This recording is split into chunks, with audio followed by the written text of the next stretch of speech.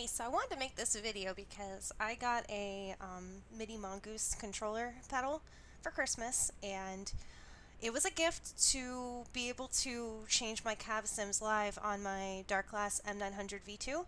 Fortunately, I didn't find a video anywhere on the internet showing how it works, so I went ahead and I'm just going to make one just to show you guys that yes, you can purchase it, and yes, it will work.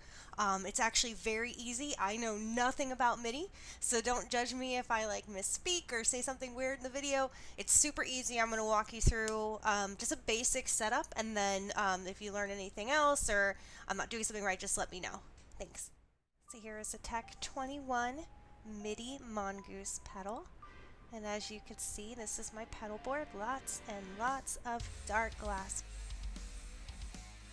To get started setting up your Midi, you're going to want to go ahead and connect the head to your laptop or computer.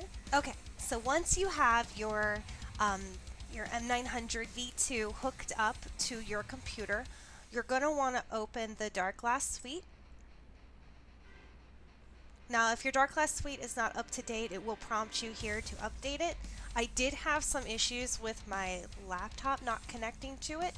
However, my desktop works, so I'm not sure why, but if you're having issues, it's not you, it's probably your computer, but whatever. So, anyway, so once it populates, you can see here the M900V2 has 3 slots for 3 different cab sims. These are my selections, but you can choose between any of them. So load 1, which is right here, load 2, which is right here, and load 3. This will come in handy later.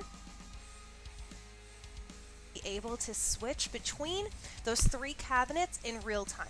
So very easy to change. You can just go ahead and select. You can see that it's changing up here in the corner. Very, very easy. Very easy. Okay. So once you've done that, we want to go ahead and move over to the MIDI section.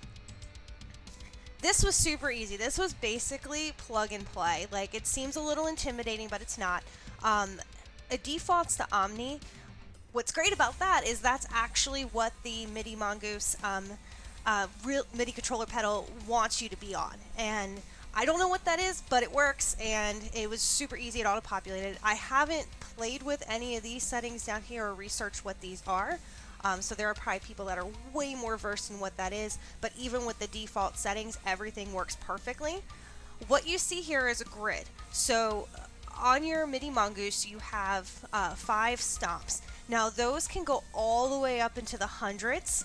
I can do a video on that later if anyone needs help with that. That was super easy, and there's a ton of YouTube videos on how to work that controller pedal itself. But each of these PC numbers that you see right here, these correlate to the stomp. So if you hit stomp 1, you're going to get this entire row right here.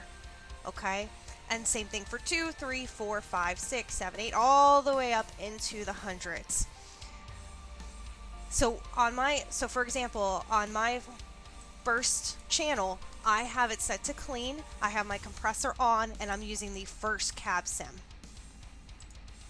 Okay, I can change that. So I can, instead of running clean, I can go ahead and run it through the B3K that's on the head, the vintage that's on the head, or I can even use this as a mute if I wanted to. You can also turn the compressor on and off. Okay, and you could switch between the different cabinets or bypass the cabinet completely. So this is cab 1, cab 2, cab 3, or bypass. What I did was, when I was setting this up, I had my bass out and I had the controller pedal down on the ground with me, and I basically sat here and played with it and found as many different combinations I could to find whatever dramatic tone change I wanted. And what was kind of neat is I always leave my X on, and leaving it on, even leaving it on, switching between the different cabinets, I'm able to get dramatically different tones. And again, you can, like for 3, I have the vintage, I have the compressor on, and I'm using the second cabinet in my cab simulator spot.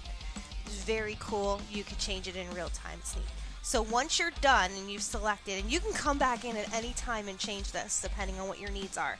Once you've selected it, you just click apply and you disconnect.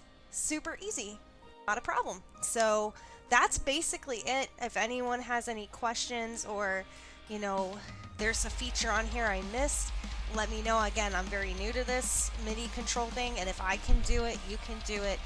Just feel confident buying it because it does work.